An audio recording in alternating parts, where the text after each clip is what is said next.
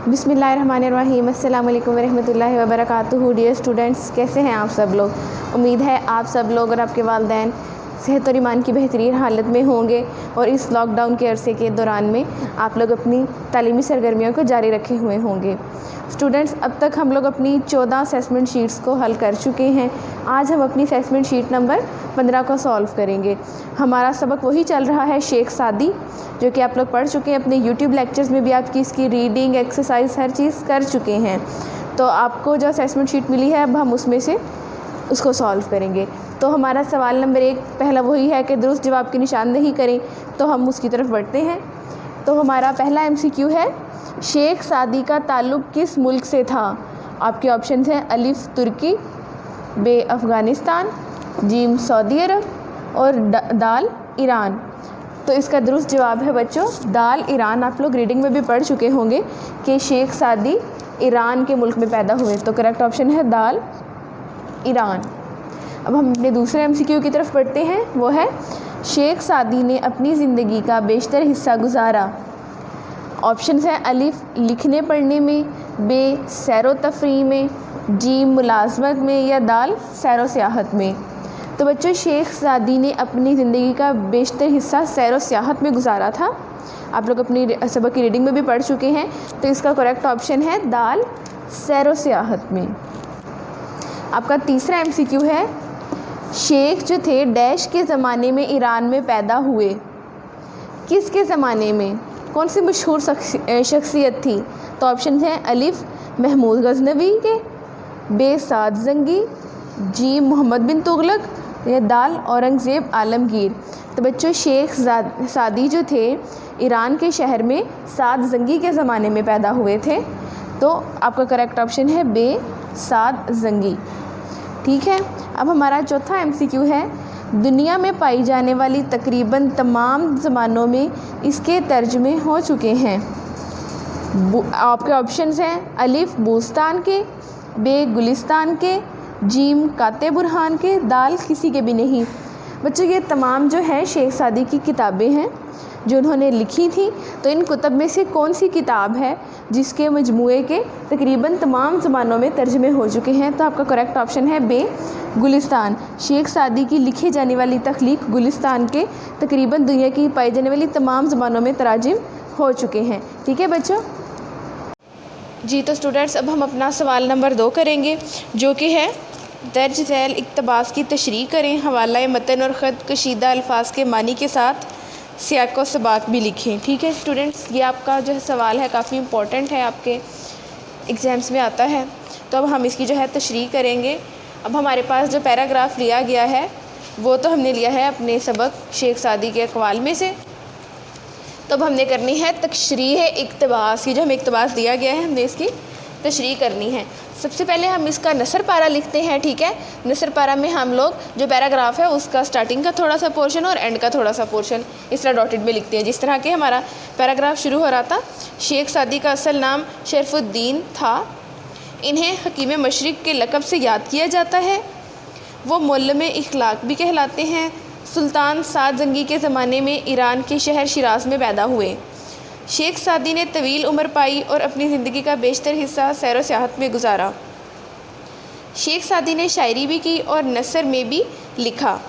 शायरी में इनकी मसनवी, बूस्तान और नसरी किताबों में गुलिस्तान का बहुत ज़्यादा शोहरत और अहमियत मिली। ख़ास तौर पर गुलिस्तान अपनी फ़िक्री ताज़गी और दानिश व हिकमत की बुनियाद पर अदब आलिया में शुमार की जाती है। दुनिया में पाई जाने वाली तकरीबन तमाम बड़ी ज़बानों में इसके तराजम हो चुके हैं। ये हमारा इक़्तिबास है। अब हमने इसकी तशरीह करनी है और हमने इसका सियाक़ व सबाक़ भी लिखना है, हवाला मतन और ख़त कशीदा अल्फाज के मानी भी लिखने हैं। ठीक है स्टूडेंट्स, तो अब हमारे पास नसर पारा है। हमने स्टार्टिंग में पैराग्राफ का जैसे पढ़ा है, शेख सादी का असल नाम, फिर डॉटेड लाइन डॉट्स लगाएंगे और फिर आखिर वाली जो लाइन थी, बड़ी ज़मानों में इनके तराजम हो चुके हैं। ठीक है, अब हमने इसका लिखना है हवाला मतन। उसके बाद हवाला मतन में क्या होता है स्टूडेंट्स, उसमें हम लिखते हैं सबक का नाम। तो सबक का नाम क्या है? शेख सादी रहमतुल्लाह अलैह के अक़वाल। देन हमने करना है ख़त कशीदा अल्फाज के मानी। तो आपके पास कौन कौन से अल्फाज को ख़त कशीदा किया गया है, आपके पास शीट मौजूद है। उसमें एक तो लक़ब, तवील, बेशतर, سیر و سیاحت اور دانش و حکمت کو جو ہے خط کشیدہ کیا گیا ہے۔ تو آپ کا جو خط کشیدہ الفاظ یہاں لکھے اور ساتھ میں اس کے معنی بھی لکھے ہیں۔ سب سے پہلے ہے لقب۔ لقب کا معنی کیا ہے؟ وہ خاص نام جو کسی مداح کے سبب پڑ گیا ہو۔ پھر ہے طویل، جس کا معنی ہے لمبی۔ بیشتر کا زیادہ۔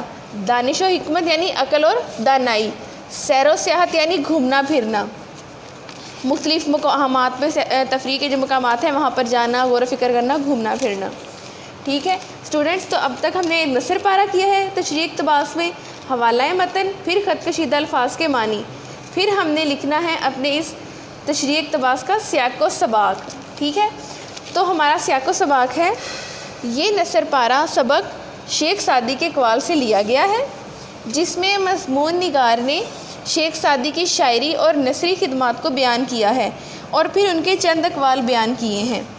ان کی تحریریں اعلیٰ ادب میں اپنا ایک الگ اور خاص مقام رکھتی ہیں۔ تو اسٹوڈنٹس، یہ ہے اس کا سیاق و سباق۔ اب ہم نے اس کی نثر پارہ، خط کشیدہ الفاظ کے معنی، حوالہ متن اور سیاق و سباق کر لیا ہے۔ اب ہم نے سیاق و سباق تک کر لیا ہے، تو دین اب ہم اس کی تشریح کریں گے۔ ٹھیک ہے، تشریح طلب پیراگراف میں مضمون نگار ہمیں شیخ سعدی کے بارے میں اہم معلومات دیتے ہیں۔ وہ یہ بتاتا ہے کہ ان کا اصل نام شرف الدین تھا، لیکن لقب مشرق کا دانا ہے اور اخلاق کے لحاظ سے بہت عزت اور مرتبہ رکھتے ہیں۔ یعنی کہ اب ہم نے جو یہ پیراگراف لیا ہے، ہم نے اس میں اس کی تشریح بیان کی ہے کہ یہ جو پیراگراف لیا گیا ہے، اس میں مضمون نگار ہمیں شیخ سعدی کے بارے میں بتاتا ہے، ان کے بارے میں اہم معلومات دیتا ہے اور اس میں بتاتا ہے کہ اصل نام ان کا جو شیخ سعدی کا تھا وہ شرف الدین تھا، لیکن لقب ان کا مشرق کا دانا ہے اور اخلاق کے لحاظ سے وہ بہت شہرت، عزت اور مرتبہ رکھتے ہیں۔ اور اس کے علاوہ اسٹوڈنٹس، ان کی پیدائش ایران کے شہر شیراز میں ہوئی۔ اپنی زندگی میں انہوں نے بہت سفر بھی کیا۔